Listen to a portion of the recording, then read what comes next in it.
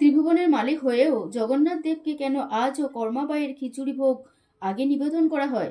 কেন রোজ সকালে সামান্য বৃদ্ধার হাতের খিচুড়ি খাওয়ার জন্য ছটফট করতেন? পুরীতে এক কর্মাবাই নামে এক বৃদ্ধা ভক্ত থাকতেন।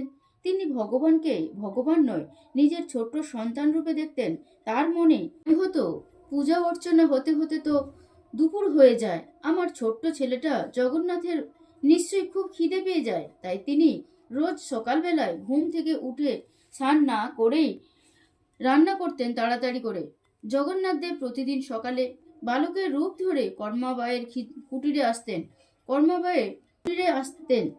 কর্মাবাই প্রভুকে খাইয়ে দিতেন।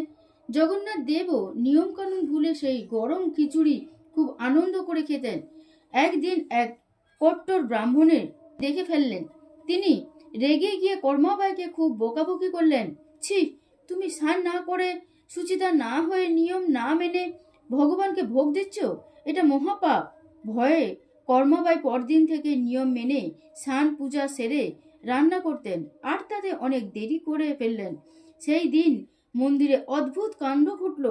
সবাই দেখল যে জগন্নাথ দেবের চোখে জল এবং তিনি খুব ক্ষুধার্ত।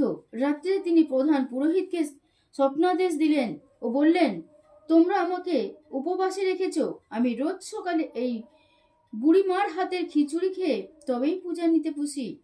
আজও তোমরা তাকে ধমক দিয়েছ, তাই সে রান্না তাড়াতাড়ি করতে পারেনি। আমিও কিছু খাইনি। তাই প্রভু বললেন, আমার কাছে নিয়মের চেয়ে ভালোবাসার দাম বেশি। সেই দিন থেকে নিয়ম হলো ভোর সবার আগে কর্মাবাইয়ের খিচুড়ি প্রভুকে দেয়া হবে। আজও সেই প্রথা মেনে জগন্নাথ দেবকে সকালে খিচুড়ি ভোগ দেয়া হয়। ভগবানের কাছে ভক্তের ভালোবাসাই সেরা ভোগ।